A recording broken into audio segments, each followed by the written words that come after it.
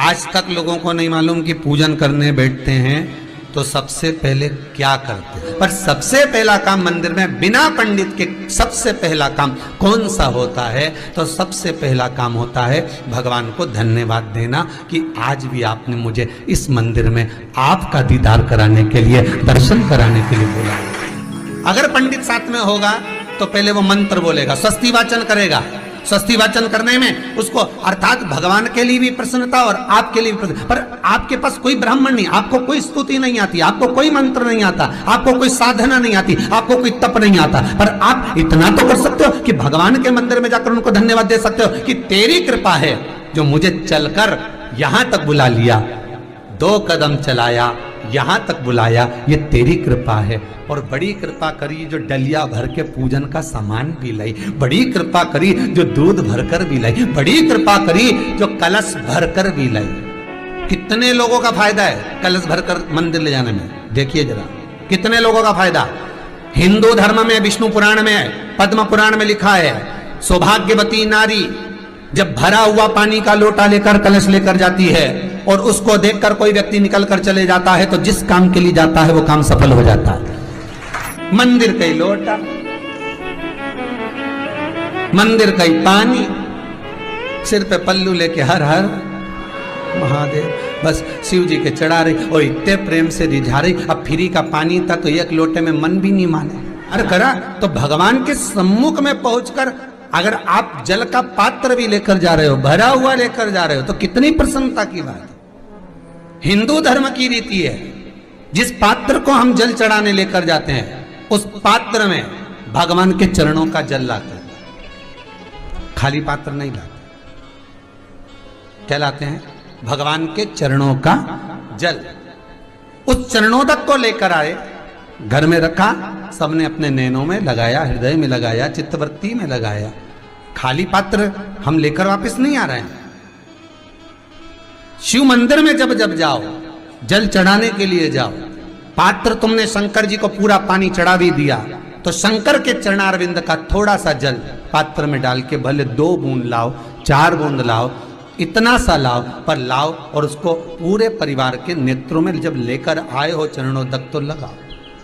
पर खाली पात्र नहीं लेकर आना। खाली पात्र लाने में ध्यान दीजिए, जब आप पूरा जल समर्पित कर देते हैं, जल समर्पित भी पूरा करना है, भगवान को चढ़ा रहे हो तो पूरा समर्पण होना चाहिए, पूर्ण समर्पण। इसलिए शंकर भगवान को अधूरा समर्पण नहीं, इसलिए श्रीफल भी पूर्ण चढ़ता है। शंकर जी के मंदिर में श्रीफल नहीं फूटता, पूर्ण श्रीफल, बेलपत्री भी पूरी, चावल का दाना भी चढ़ेगा तो आखा, फल भी चढ़ेगा तो आखा, फूल भी चढ़ेगा तो आखा।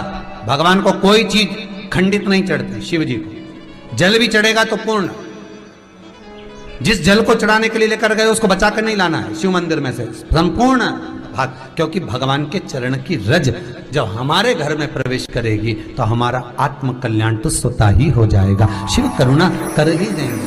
पर कई लोगों की आदत रहती है, और आपने भी गलती करी होगी, गए होगे, चढ़ा कर भी आए होगे, पूरा पानी भी उंडेल कर आए होगे, चढ़ा भी दिया, छोड़ भी आए, पर लेकर नहीं आए होगे। कई लोग गलती कर जाते हैं और फिर बाद में कहते हैं हम तो इतने साल से पूजन कर रहे हैं, भगवान हमारी सुन ही नहीं रिया। तो भगवान के मैं तो तैयार बैठा, पर तू नवा के चली जाए, लेके तो कहीं जाए। तो भगवान थोड़ी ना कहेगा कि तू मेरे पास में आए तो मेरे चरण की रज लेकर जा। भगवान थोड़ी ना कहेगा कि मेरे पास में आकर तू ये लेकर जा।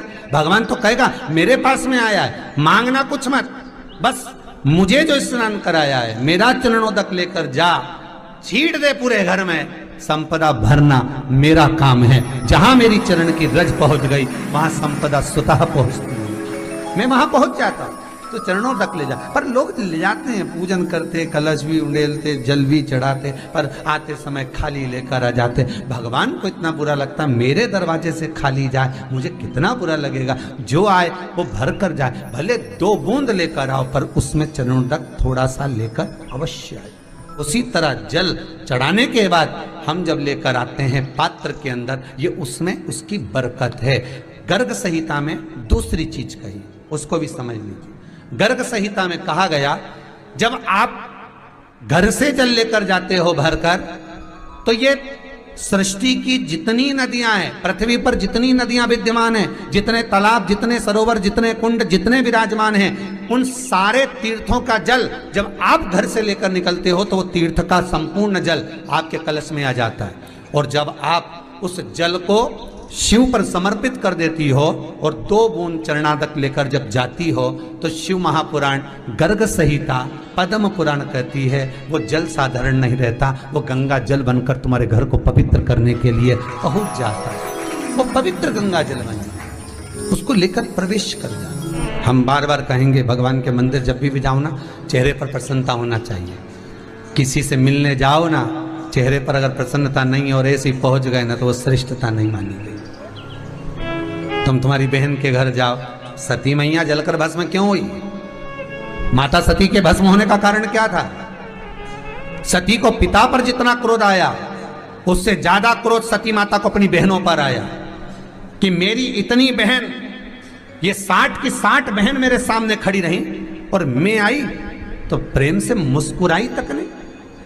आप किसी के यहाँ जाओ और कोई के यहाँ पहुंचे और जाते से ही आप उस पहुंचे और कहा जी जी राधे राधे, जय श्री कृष्णा, हर हर महादेव, श्री शिवाय नमस्तुभ्यम, ओम नमः शिवाय आपने बोला और उसके चेहरे पर प्रसन्नता नहीं आया तो ऐसे घर में जाने से कोई फायदा है क्या? और आप किसी के यहाँ जा रहे हो तो आपके चेहरे पर भी प्रसन्नता होना चाहिए, सामने वाले को तो हो, आपके भी चेहरे पर भी। मंदिर में जब जब जाएं, गुरु के दरवाजे पर जब जब जाएं, परमात्मा के चरणारविंद में जब जब जाएं, माता पिता के चरणों में जब जाएं, घर के बुजुर्गों के पास जब जाएं तो तुम्हारे चेहरे पर प्रसन्नता होना चाहिए। भगवान को भी लगे दुख भले है इसको पर चेहरे पर प्रसन्नता है, इसको अब दुख नहीं देना क्योंकि इतना मुस्कुराकर ये मेरे मंदिर में आती है।